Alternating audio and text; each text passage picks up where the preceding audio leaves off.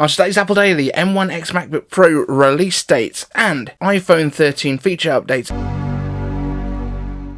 I'm iCave Dave and I simplify Apple so that everything just works for you, and if you want the latest Apple news with leaks and rumours every weekday at 12 UTC, like the video, subscribe to the channel, ring the bell, and let's get straight into the news. We have some new reports on the new MacBook Pro, the M1X models, when they're coming, what you're going to get, all that sort of stuff, so let's get into that. First of all, the MacBook Pro with M1X, this is coming in the 14 and the 16-inch sizes, with all the ports being put back in there, apart from USB-A, because that's dead. Get over it. So you'll be getting HDMI, SD card reader, MagSafe is coming back, plus USB-C / Thunderbolt. We don't know what kind of mix of those two yet, but there will be some of each. These MacBook Pros are also getting MiniLED Retina XDR displays, which means they will be super bright, like 1600 nits bright at peak, which is the same as the $6,000 XDR Pro display that Apple makes. And when are they coming? This has been the big question for a little while. We thought they were coming at WWDC. We thought they were coming in April. We thought they were coming in March. They've not come yet. So Mark Gurman has said a September to November timeframe, and he said definitely within that. Now, Mark Gurman never says definitely about anything, so I think we can take this one as pretty confident. DylanDKT on Twitter says Q4, which is October to December. So as a result of that, I think we should probably rule out September. Now, I'm as disappointed as everyone else because I've really been expecting these for quite some time. But October does make the most sense because I'm going to hedge my bets for either the 12th or the 19th of October. That's when I think we're going to have the event, but I am leaning towards the 19th. So I think September will be back to the traditional iPhone event with the Apple Watch, the iPad Nothing, the iPad Air, and the redesigned new iPad Mini, which we're expecting to have the same kind of design as the Airs. Now, I think that the iPad Basic is going to have the A13 chip in it and look a lot like the previous third generation iPad Air, which is slightly thinner than the one that they've got at the moment, but still has the TouchID. But it does have a laminated display, and then I think the Air will be basically identical to last year, coming with an A15 inside, and the Mini will be basically a smaller version of that, still with the A15 if they're going to pitch it as that mid-range, which, given the new design, that makes the most sense. And then October comes. October will bring us the M1X Macs, so MacBook Pros in 14 and 16-inch sizes. The Mac Mini, I think, is going to come at that event too, but maybe not the big iMac, and that's, again, big disappointment. I mean, hopefully it will be there, but it could be later, based on the fact that Apple apparently stopped engineering it to get the 24-inch out the door. Now, for that bigger iMac, we are expecting it to come with a M1X processor, possibly doing a Mac Pro and putting more than one of them inside as an option, maybe. But also coming with a 30 to 32-inch display, probably on the 31.5-inch side of that number gap. That's where I'm expecting it, and maybe we could actually get that first Mac Pro then as well, because maybe, just maybe, they are actually using just multiple M1Xs, and that would be pretty awesome. So I'm expecting that October release, October announcement, release a couple of weeks later, and that's also when we'll get our Monterey released to the public too. But in September we will still get our iPhone 13s, and we have an update on that one too. So we're expecting with the iPhone 13, which we thought was going to be called the 12S, but now a lot of reports are saying 13, so we don't know. It could be either. It doesn't make any difference either way. But we're expecting 120Hz displays, check. Always on screens, check. In-display Touch ID, no check for that one, but a smaller notch, so you know that's basically the same. So the smaller notch is just by rearranging the bits, so the speaker moves upwards a little bit, then you can bring the cameras and the dot projectors and stuff closer together in the middle, and you don't have to go quite as far out. I'm not sure if it's a great idea. I think it's going to look odd with a smaller notch, but a lot of people want a smaller notch until they see it. So we'll see how that gets on, but Apple seems to be very confident in this year's iPhones. They have upped their orders from 75 million to 90 million for the initial launch. Now, I'm not sure if that's because they're expecting another delay in terms of chips later on down the line, and they just want to get everything done in one go, or if they actually think they're going to sell a bunch more, or if there's a feature, for example, portrait mode video. coming that they think is going to be a huge seller. Now, I think portrait mode video, as long as it's done really well, could be absolutely insane. I've wanted it for ages, especially if they can do it on the FaceTime camera, on the selfie camera, because for vloggers, that's just like the best thing ever. Every vlogger wants to have a very shallow lens, but also you want to be able to see what you're doing, which means that you then need to get a camera where the screen can flip out so you can see it. But if you've got an iPhone which can do it all for you, I'm entirely in for that. The other thing that I think might come with these new iPhones, which hasn't been mentioned, I don't think, by anyone, is could it also record spatial audio? Because you've got this nice chunky device, you can put microphones wherever you want on it. Maybe your videos will include spatial audio. Seems like Apple is heading towards wanting spatial audio on everything, and that could be basically the HDR of audio. I would also say I'm still not quite sure why always on is a good thing. Maybe it could be off with the proximity sensor, so if it's in your pocket or in a bag, it turns the screen off, and when it's detecting light, then it turns it back on. That would make more sense to me. But always on when it's in your pocket, like, who's benefiting from this? So coming up on August the 15th, we have our 1-year anniversary of the daily shows that we've been doing. There is a pilot episode that went out on the 15th of August last year, and I'm looking for ideas on how we commemorate it. I'm thinking we might do a reaction video to that original show. That could be quite interesting, seeing how the format's changed and things like that. Let me know down in the comment section what you think we should do. I'm also playing with the idea of doing another t-shirt, so let me know if you would be interested in that, and also if you've got any ideas for what we should put on there. So let me know any ideas that you've got down in the comments section.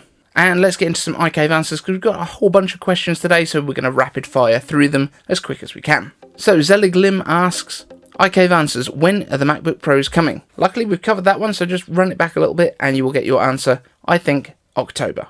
Thomas Rundle asks, iCave answers, hi, will there be a power button Touch ID on the 12S Mini and 12S please? I heard no in-display Touch ID on the Pro series, but nothing about a power button version. Thanks. I'm not quite sure why people want to put Touch ID back on these, and in the power button is a kind of annoying place because I don't think many people touch that when you're turning it on. It tends to be when you're turning it off. Face ID is still the best way, and yes, we've still got a bit of mask stuff in place. I don't know, not everyone's got an Apple Watch, but I think they've done a really good job of kind of coming up with a solution for it. I don't really think we need Touch ID in the displays, but if I'm wrong, let me know down in the comments. Everyone's been saying what a kick in the teeth it is that we're not getting that, but we've got Face ID, which is better. Randomness asks, iCave answers, Guten Morgen, my good sir. I'm just wondering if we can see a bigger iPhone Pro Max, like a 7-inch in 2023. That would be the perfect Pro size, as Android phones are now going up to 8 inches. I'm still holding on to my 10R until we see a bigger iPhone, and also a bigger Apple Watch and an 18-inch MacBook Pro would be my dream. Any thoughts or details can you share about the bigger sizes? Now, I get what you're asking. There are a lot of people that are already saying that the Pro Max is too big, especially with the flat sides and the sharper edges. So I'm not 100% sure if they would do a bigger one. It's 6.8 already, so that's pretty close to 7 inches. Remember, the iPad Mini is a 7.9-inch display. It could go up to maybe an 8-point-something-inch display, but I feel like it's very much getting into iPad Mini territory, and maybe the reason that the Android guys are going to these bigger ones is because they've never managed to make a tablet that anyone wants. Deleted User asks, iCave answers, do you think that Apple will be richer? Now, this came off the back of them recording their highest stock price ever, so the market cap for Apple just went over $2.5 trillion, which is a lot. I think it will probably go up more yet. I don't think Apple has peaked at the moment, but this is not stock buying advice. This is my thoughts on how Apple's going to get on. Travis Smith asks, iCave answers, why does Apple sell a $79 wireless charging case for the AirPods? They sell normal AirPods for $199 with wireless charging. Well, I think you've kind of answered that there. So it's $79 for the wireless charging case, I think. It's $40 of the prices coming from the original charging case. The additional is what takes it up to $199. So you're paying $159 with a regular charging case. $80 is for a whole charging case with wireless. It's a $40 premium to have the wireless in there, so you don't get both charging cases with the regular ones.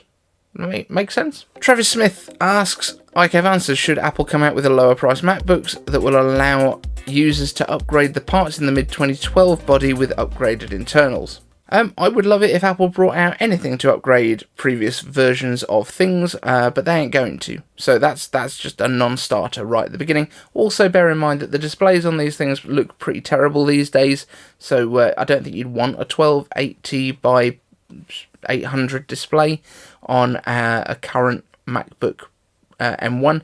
I know people like the form factor of it, but it's not a practical thing. No, they're not going to do that. Arthur Swart asks, ICAV answers, would OS X 10.5.5 server run natively on an Apple Silicon Mini? If not a VM, would the 10.5 server management suite remain usable/functional in a VM/AS Mini running on Big Sur, I guess? Executes probably obsolete commands. I know there's a newer macOS server product out there, but that's just a file server that married a misnomer.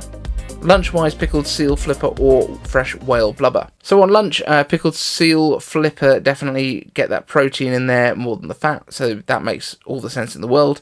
On the first part, no idea. Sorry, that's beyond me. You've got into all sorts of stuff there that I don't understand. I don't know what the difference between a server and a file server is, so I feel like I'm unqualified to answer this one, so you might as well, let's open it up to the community. What do you think about what he just asked? Because I don't even remember really what it was, if I'm honest.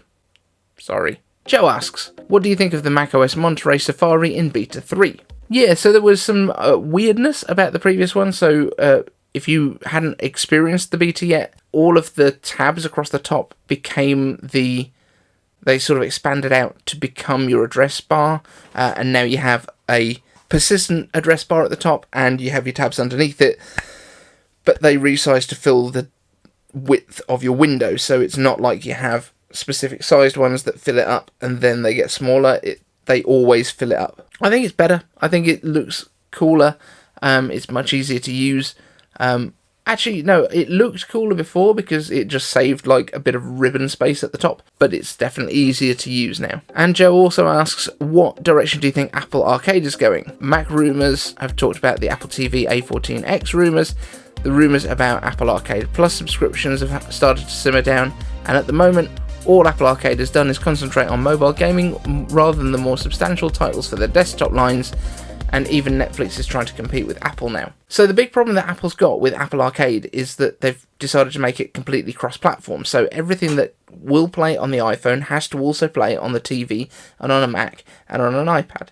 And they pretty much all as well, I think, have to offer at least touch controls, so you don't have to have any external controllers or anything like that, except on the Mac where you have to be able to play it with a keyboard and mouse. So it's very confusing, and it must be really difficult for the developers to work on. I think it's something that's going to be cool, but you can't. I don't see Apple creating games that will purely run on the Apple TV with a controller and then not work on the iPhones. So it's always going to be mobile-ish games, but that is a massive, in fact, much bigger part of the market than anything else.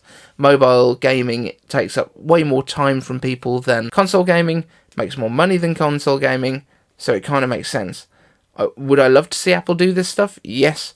Do I think they're doing it? Probably, but I don't know what it's going to look like. Team Kinetics asks, ICAV answers, what made you grow the beard? Laziness. Mainly laziness, but then it turns out that it's actually quite a lot of work to maintain as well. But I have to say, after I'd read this question, when I went up to tidy up the beard ready for this week, I was really tempted to shave it off, just so that when I read the question out, I could be like, what do you mean? That would have just amused me. That's what my sense of humour is like. I'm sorry. Also from Team Kinetics, what are your thoughts on the future of Mac gaming? If M1X is as graphically powerful as we expect, it should run AAA games without issue. If Apple increases their device share, likely. Do you think a third-party software developer will jump on Apple Silicon train for new or legacy games? Might the Epic Games case be putting off would-be Apple gaming developers? So all of this just comes down to developers. Like, The M1 right now has got plenty of capacity to run pretty much any game, not on like ultra settings, but on good settings when you use metal directly. That's always going to be the issue. And it's always going to be a case of what's going to happen, where are the customers. Like, if the customers are all coming to Apple, if a large chunk of the gaming market, or a large chunk of the market of users in general comes to the Mac, you will see a lot more developers deciding that it's worthwhile in terms of the development time in order to actually make their titles compatible and optimized for Apple Silicon. If the market share for Apple remains quite low, because I think at the moment it's somewhere around 8% of the PC market, it's somewhere around 8% of the PC market, I think, then they're probably not going to bother, because a lot of the people that have Macs as well have Macs because they're not that into gaming. It's a chicken and egg situation. Apple could really do with a couple of exclusive games that are things that people actually want on Apple Silicon. That might bring a few of them over, and then more developers will get on board. I don't think the Epic thing is putting off any games developers, because that's all about just royalties and stuff, and it's kind of in line with what Xbox and PlayStation and everyone else do already with 30%, so I don't see why it would put anyone off. It's mainly just that Epic are being knobs. And Slowcuber asks, IKEV answers, a few of us, I'm sure, felt a soft shock of disappointment with the recent rumour that the upcoming MacBook Pro M1Xs will be limited to 32 gigs of RAM. I saw a comment somewhere about HBM and started digging around just a bit. What I found out surprised me somewhat, and may have jumped to a conclusion here that isn't warranted, as it seems that 3D stacked HBM2 used in some graphics cards and servers might not only provide faster and lower power memory, but also a way for the M1X to have more on the SoC. It's somewhat more expensive than DDR memory, but some of the estimates I saw would put the total cost to Apple for 64GB of HBM2 under 1600, maybe under 800. Any rumours about Apple switching to HBM2 memory? So I'm going to be honest, I've not heard about any rumours of them changing over to it. $800 for 64 gigs is very steep. So I can't imagine that they would be doing that, but I don't know why people are that worried about 32 gigs of RAM in the Apple Silicon MacBook Pros with M1X, because we've seen what you can do with 8 gigs of RAM in the M1, 4 times that with 4 times the graphics performance and probably double the CPU performance. I think we're going to be okay, guys. I think it's going to be okay. I can see that there are some people that will want to have more RAM than that, more unified memory. But this memory works in a very different way. Apple's storage is so quick that the swap is not an issue. It's very, very, very fast. I don't think it's the problem that people think it is, but maybe I'm wrong, and someone that is a musician that needs to have like 2 terabytes of instruments loaded will probably be in the comments section. But there we go, guys. That's it for today's show. Thank you so much for watching. Make sure that you send me your suggestions for what we should do in the anniversary show on the 15th of August. It's on a Sunday, so it's not in the normal stream of things. We don't have to worry about doing news as well. Let me know what you would like us to do. Do we want to do a live stream? Do we have a pizza party with some coffee and cocktails? What should we do? Let me know down in the comments. Thank you so much for watching. I'll see you in the next one.